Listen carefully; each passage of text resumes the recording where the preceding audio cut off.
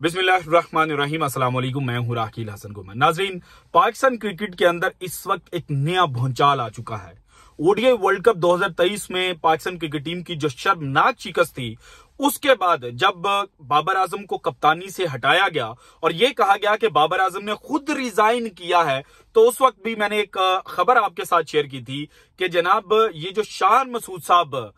जो जनाब पाकिस्तान कप छोड़कर पिंडी से लाहौर के अंदर मौजूद थे, और जैसे ही बाबर आजम का जनाब जो रेजिग्नेशन है कप्तानी से आता है, तो उसके कुछ मिनटों के बाद जो शान मसूद साहब हैं उनको जनाब पाकिस्तान क्रिकेट टीम का कप्तान अपॉइंट कर दिया जाता है। और ना सिर्फ कप्तान अपॉइंट किया जाता है, बल्कि शान मसूद साहब के साथ ज़का अशरफ साहब की जो तस्वीरें हैं वो भी वायरल हुई, और वहीं से जो कहानी है वो मैंने आपके सामने रखी थी। लेकिन आज जो एक नया तहलका खेज इंकिशाफ हुआ है कि बाबर आजम का सबसे बड़ा दुश्मन, जो बाबर आजम को जमीन पर गिराने के लिए मुख्तलिफ चालें चल रहा था जनाब, अब वो खुद गिर चुका है। जो आज कादिर ख्वाजा साहब ने एक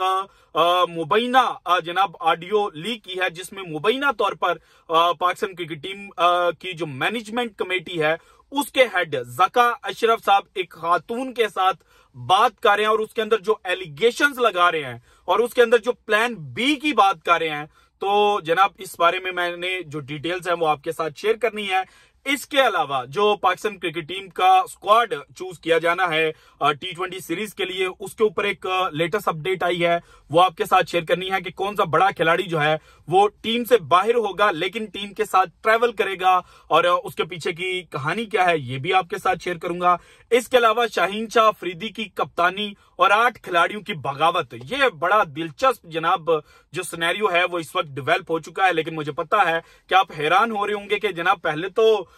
ये जो व्लॉग करते हैं वहां पर जो बैकग्राउंड है वो बड़ा अच्छा होता है, थोड़ा सा जो फेस है वो भी जनाब काबिल बर्दाश्त होता है, लेकिन आज ये कहां पर स्टक है। तो भाईजान असल में मेरे छोटे भाई ने जर्मनी के लिए ट्रैवल करना था, और मैं इस वक्त जनाब लाहौर जो एयरपोर्ट है वहां पर स्टक हूं, और खबर इतनी बड़ी थी कि मैं इंतजार नहीं कर सकता था कि मैं जनाब स्टूडियो में जाऊं या ऑफिस जाऊं कल, और वहां तब जाकर जो डिटेल्स हैं वो आपके साथ शेयर करूंगा। इसलिए जनाब फिल फॉर जो चीजें हैं वो मैंने आपके साथ शेयर करने की कोशिश की। सबसे पहले जो बाबर आजम की कप्तानी को लेकर ऑडियो लीक हुई है, उससे पहले एक छोटी सी स्टोरी है, छोटी सी बिल्कुल, वो मैंने आपके साथ शेयर करनी है। आपको याद होगा पाकिस्तान क्रिकेट टीम के एक ऑलराउंडर होते थे अब्दुल रजाक, वो जनाब जिस तरह से पाकिस्तान क्रिकेट टीम से खुड्डे लाइन लगाए गए थे ना, तो उसके ऊपर बड़ी कहानियां उस वक्त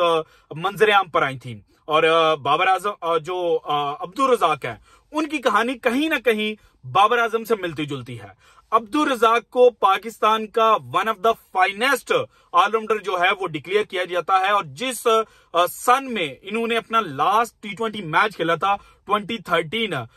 उसके बाद भी ये जो क्रिकेट है वो खेलते रहे हैं, और कहा जाता था कि जो T20 क्रिकेट है उस क्रिकेट से अब्दुल रजाक का बाहर होना नहीं बनता था, लेकिन बाबर जो अब्दुल रजाक है उनको बाहर किया गया, और 2013 में उन्होंने लास्ट T20 मैच खेला अगेंस्ट साउथ अफ्रीका। और उससे पहले जो कहानी जनाब वर्ल्ड कप में शुरू हुई थी कि पाकिस्तान खेलने के लिए जाता है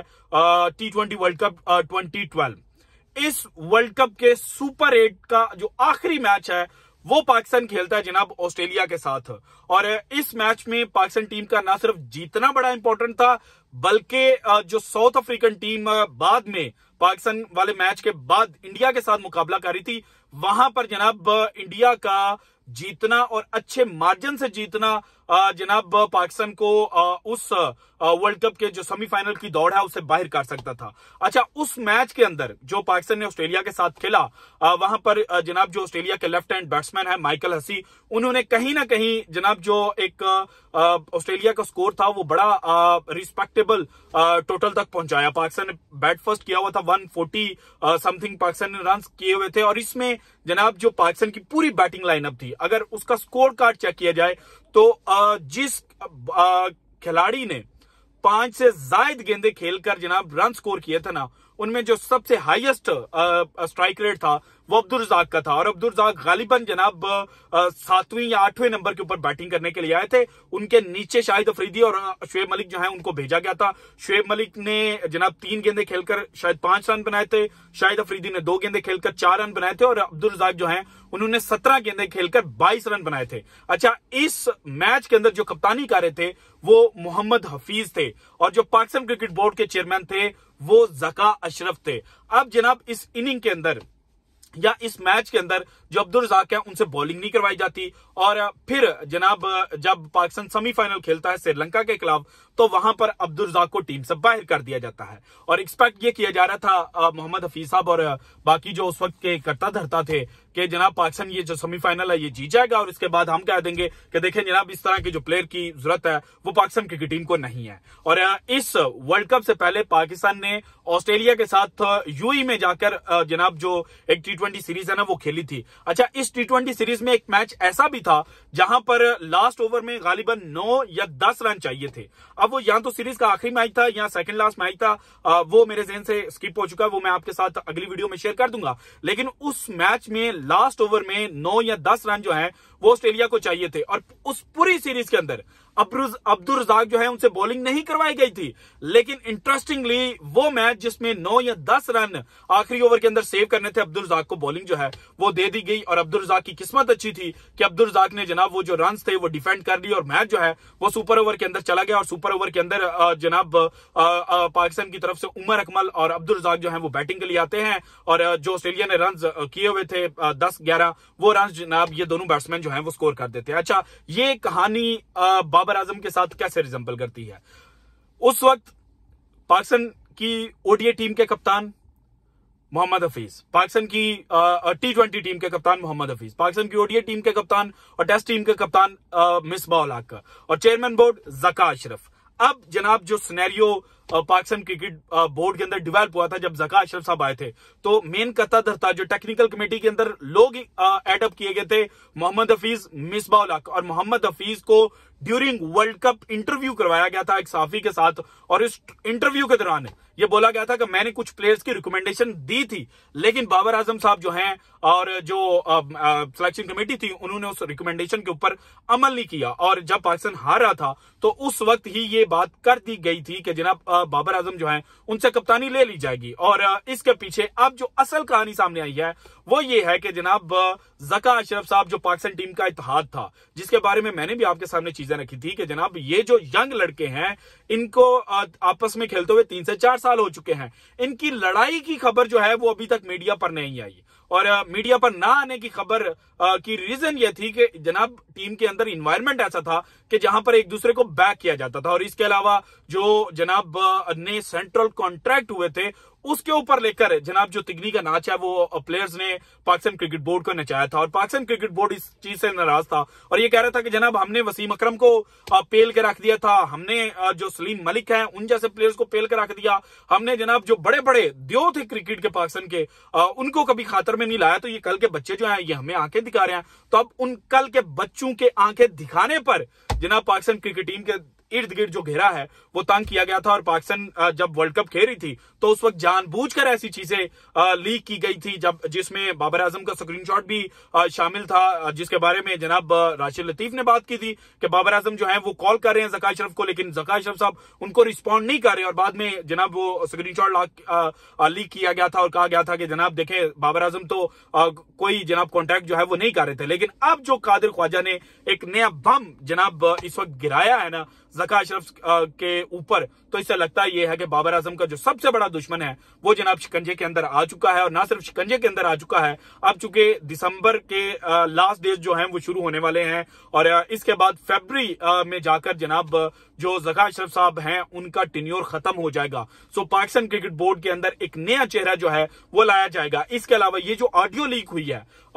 इस ऑडियो लीक की बिना पर भी ज़का अशरफ जो हैं वो आइंदा चंद दिनों के अंदर रुखसत हो सकते हैं। सो जनाब बाबर आजम को जो गिराने के लिए लोग आए थे ना, अब उनका जो शराजा है ना वो खुद बिखरना शुरू हो चुका है। अब आते हैं जनाब शाहीन शाह अफरीदी की कप्तानी। शाहीन शाह अफरीदी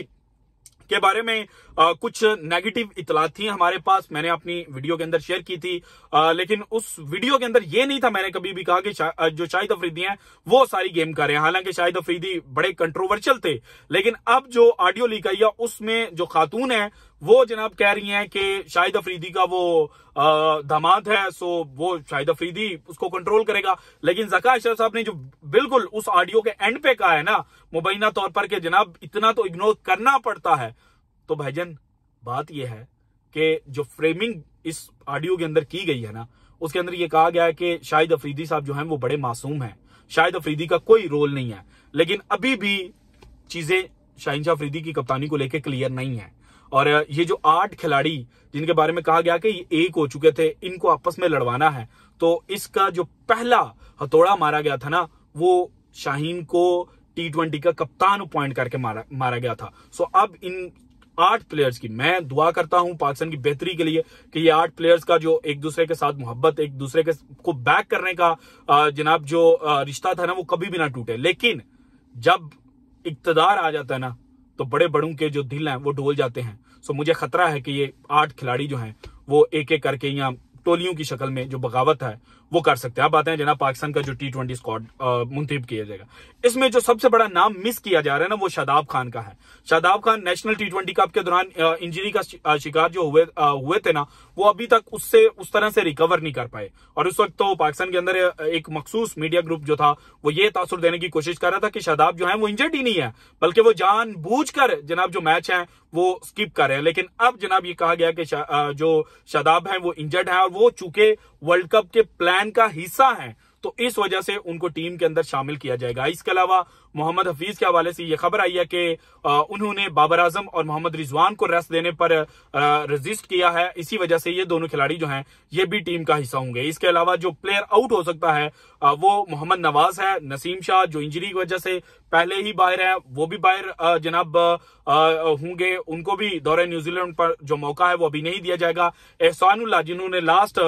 जनाब T20 सीरीज जब पाकिस्तान अप्रैल के अंदर न्यूजीलैंड के खिलाफ खेला था तो पाकिस्तान को रिप्रेजेंट किया था, वो भी जनाब इस सीरीज से बाहर होते हुए नजर आ रहे हैं। सो 1 या 2 नए बॉलर जो हैं वो इंडक्ट किए जा सकते हैं। उस्मान कादिर को जनाब शादाब खान की जगह पर रिप्लेस किया जा सकता है। बाकी जो टीम है वो उसी तरह से जनाब रहेगी, और जब 5 T20 मैचेस की सीरीज शुरू होगी तो वहां पर 1-2 प्लेयर्स को रेस्ट करवाई जाएगी और जो बेंच स्ट्रेंथ होगी ना उसको आजमाया जाएगा। So this is it from today's episode. अगर आपको वीडियो पसंद है तो लाइक कीजिएगा, ज्यादा से ज्यादा शेयर कीजिएगा, अपनी कीमती राय का इजहार लाजमी कीजिएगा, और अगर आपने अभी तक चैनल को सब्सक्राइब नहीं किया तो कर दें। शुक्रिया, अल्लाह हाफिज।